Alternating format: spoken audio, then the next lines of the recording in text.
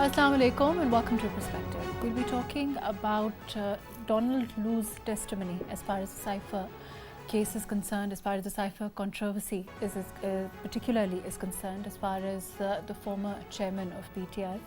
PTI as a political party and their narrative in light of that and the revelations, what they mean for the future of PTI as a political party and how it dents the narrative that had been given out earlier by PTI as a political party. A little later on, we'll also be talking about the economic situation and of course in the light of the IMF as far as their conditionalities are concerned, what can we expect, what kind of agreement, what kind of a review are we looking at now? All of that today on Perspective. I have with me today Naveed Aman, who's a senior analyst. Thank you for being with us today. Naveed Sahab, how do you look at this? Of course, these statements and the way, of course, we've also seen statements come from the PTI leadership on the statement of Donald Lu itself. What is your take on what is being said now? Maruf, when Imran Khan came out of the power, he had nothing in his pocket or in his hand to show the masses.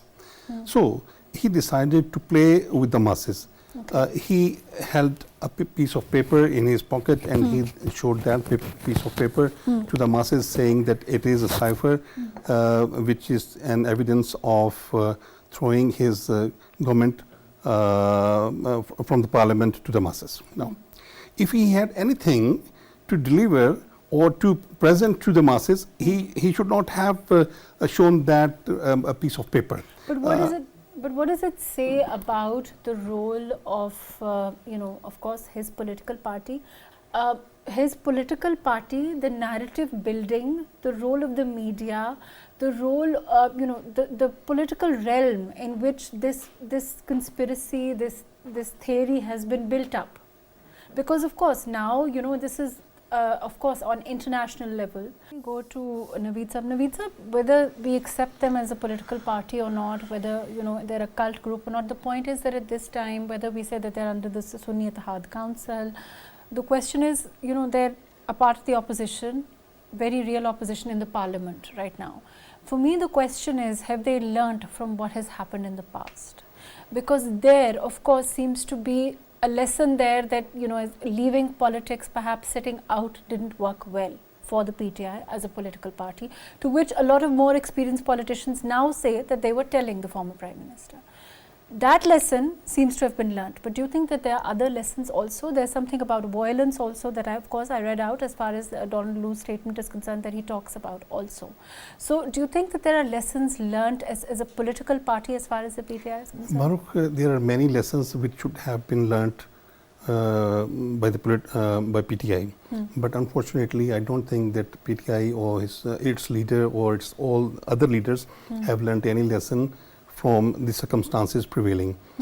All the PTI leaders, they toe the line of the PTI leader, Imran Khan. Whatsoever is the line of Imran Khan is being towed by all of the leaders. That is why recently you have seen the attitude of Gandapur.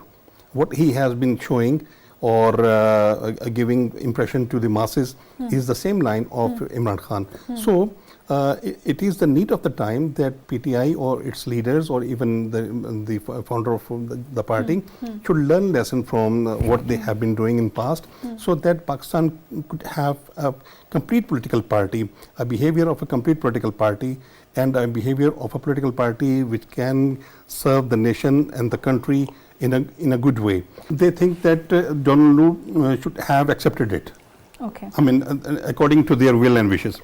So it doesn't happen. We were talking about the new faces. The new faces, they look on the success of Marwat and Gandapur.